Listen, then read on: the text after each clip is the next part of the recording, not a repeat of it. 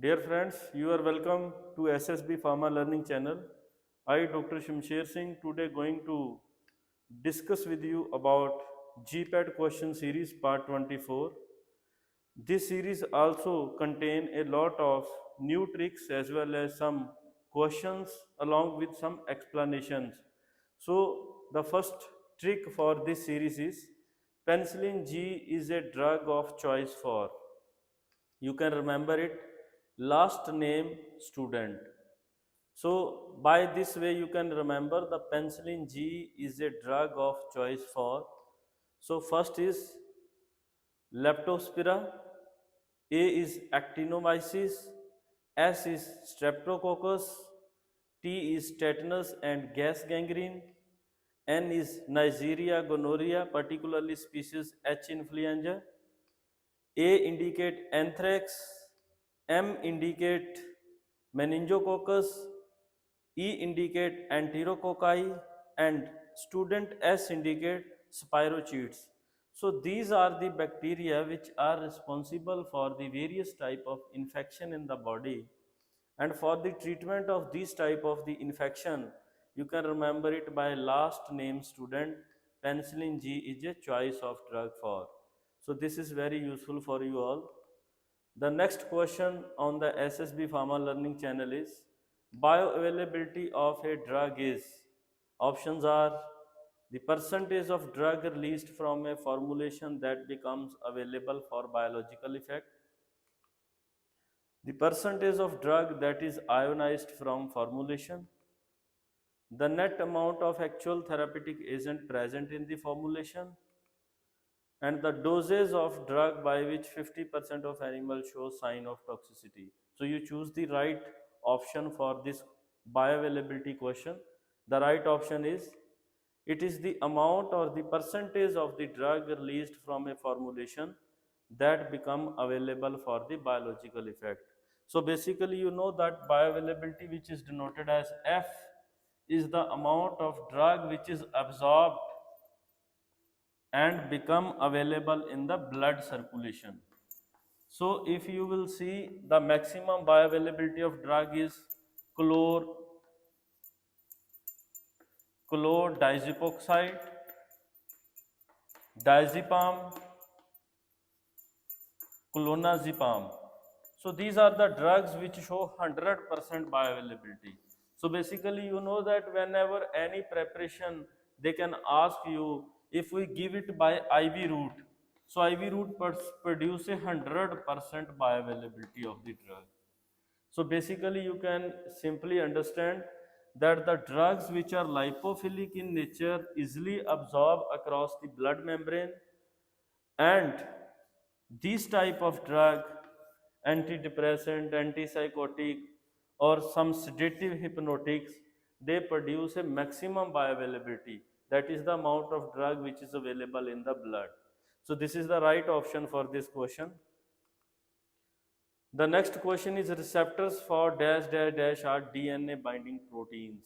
So you can choose the right answer: steroid, vitamin D, retinoids, all of the above.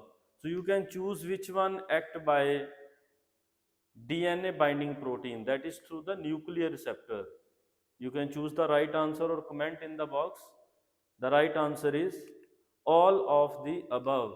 So basically you know that steroids or vitamin D and retinoids, some of the GPCR category, they act by the nuclear receptors. And you know that vitamin D is responsible for calcium dependent muscular contraction, steroid for the protein synthesis and increase the cellular growth and proliferations.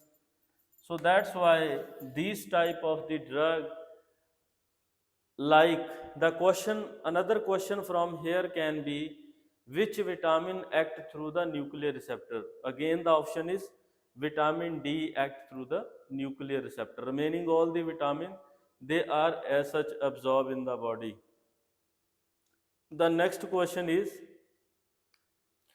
duration of action of a drug depend upon its Options are plasma and tissue binding, metabolism, tubular filtration and secretion, all of the above.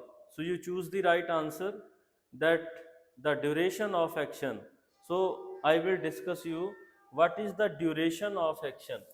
Basically, the duration of action indicate the half life of the drug.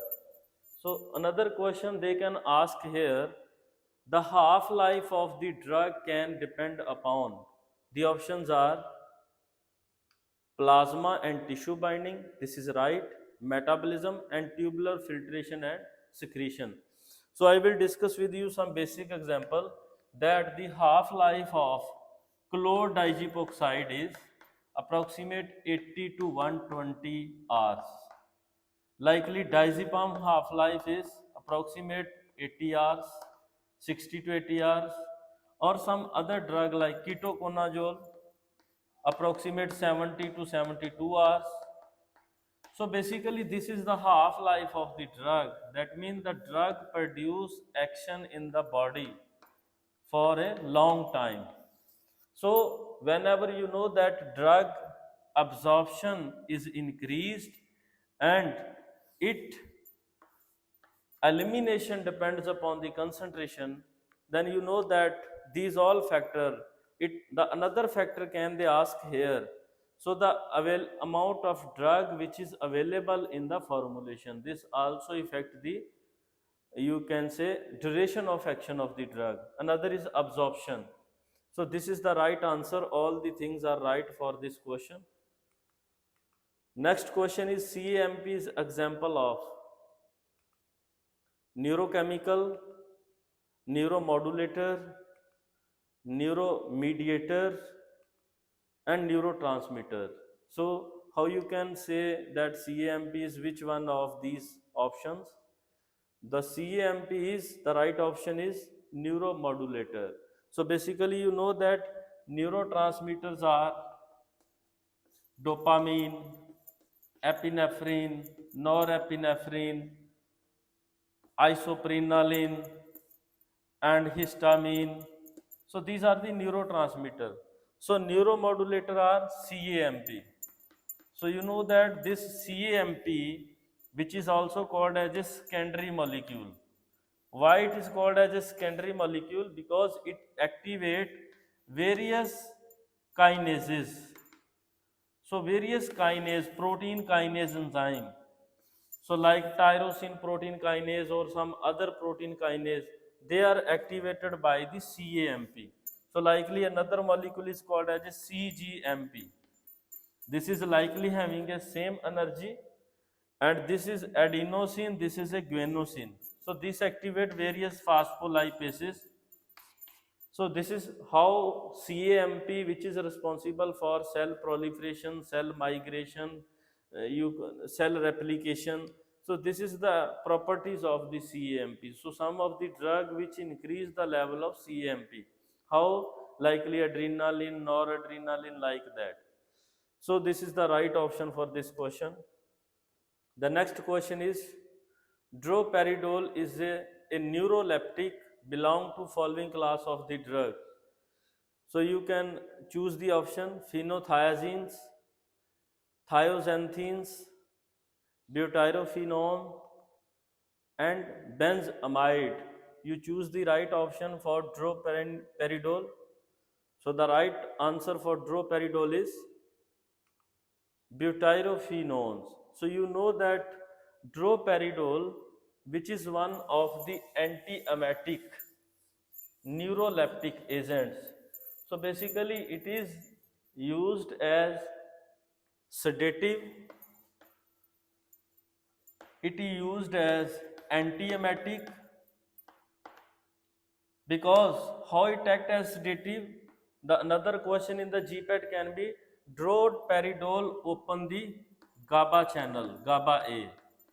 So this is the sedative effect. Antiemetic, it inhibits the D2 type of dopaminergic receptors. So it acts as an antiemetic. So that's why, due to these properties, Droperidol is preferred as a pharmacological agent, and droperidol belongs to the butyrophenone type of the drugs. So this is the another new trick, uses of tetracycline. So you can remember it by plasma carried in a blood, red blood. So you know that plasma is present in the blood. You can remember it by the tetracycline used for plague, peptic ulcer, L. leprosi, Lyme, atypical pneumonia, SIDA mean it indicate that the antidiuretic hormone. So this is related to the urinary secretion. So, then malaria, then amoebiasis, then carried C indicate cholera, in indicate inguinal, red indicate rickettsia, and blood B indicate brucellosis. This is a type of infection in the body. Then L indicate lymphatic infections. O indicate obligate intracellular bacteria, that is Calindo type of the bacteria. Then O indicates spirochetes. Then D indicate it destroy protozoas.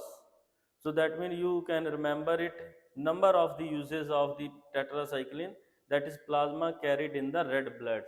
So that means plasma is a part of blood. So this is the new trick which you can remember. The next question is, which one of the following extrapyramidal effect seen with antipsychotic agent is also known as rabbit syndrome? So options are acute dystonia erection, Parkinsonian syndrome, tardive dyskinesia, and perioral tremors. So you can choose which antipsychotic is responsible for rabbit syndrome, and this is here is the one of the right option. Very fast you can give the answer. The right option is perioral tremors. So basically you know that whenever any person will use antipsychotic like haloperidol or some other droperidol, these type of drug produce a perioral. These mean these are the movement of the oral cavity, the tremors like movement in the jaws. So this is it also called as a rabbit syndrome. So basically these antipsychotic interfere with the dopaminergic system, particularly dopaminergic D2 receptors, and due to the interference with D1 D2 receptor, these antipsychotic drug produce a rabbit syndrome, which is also called as a perioral tremors. So the another question here can be, long term haloperidol use can be responsible for, which one is the right option? If the question here will be long time haloperidol use will be responsible for, the right answer will be tardive dyskinesia. So this is against the abnormal facial movements. So this is the right option for this question. The next question is, which one of the following barbiturate is a long acting barbiturate, that is longer onset duration of action? The options are phenobarbital, amobarbital, sacobarbital, all of the above. You choose the right answer. The right answer is phenobarbital. So basically you know that phenobarbital is a lipophilic drug. First thing, more lipophilic as compared to other these, and it show maximum absorption in the blood, and its effect last for a long time in the body, likely for you can say 4 or 5 hours it effect is there. And this phenobarbital act by blocking the sodium channels, and that's why the option can be, which one of the drug is preferred for epilepsy? So for the epilepsy we preferred phenobarbital, pentobarbital. But the another thing, in which case these type of drugs should not be preferred? So these case of the drug should not be preferred along with opioids, because if you use this drug with opioid, phenobarbital produce a more sedation in the body. So this is the drawback of the phenobarbital, which is a sedation. So contraindicated along with the opioid drugs. So this is the right option. Next question is CNS stimulant agent belong to. Options are respiratory stimulant, psychomotor stimulant, psychomimetic agent, all of the above. You choose the right answer. The right answer for this question is all of the above. You know that CNS stimulant, they increase respiratory rate, they increase psychomotor stimulus, and they act as a psychomimetic. So basically you know that amphetamine amphetamine is the CNS stimulant, and amphetamine also increase the rate of respiration, and additional effect can be amphetamine increase the heart rate. So these are the option for this question. The next question is which one of the following best describe the mechanism of scopolamine? Irreversible antagonist at nicotinic receptor, irreversible antagonist at muscarinic receptor, psychologic antagonist at muscarinic receptor, reversible antagonist at muscarinic receptor. You choose the right answer for scopolamine.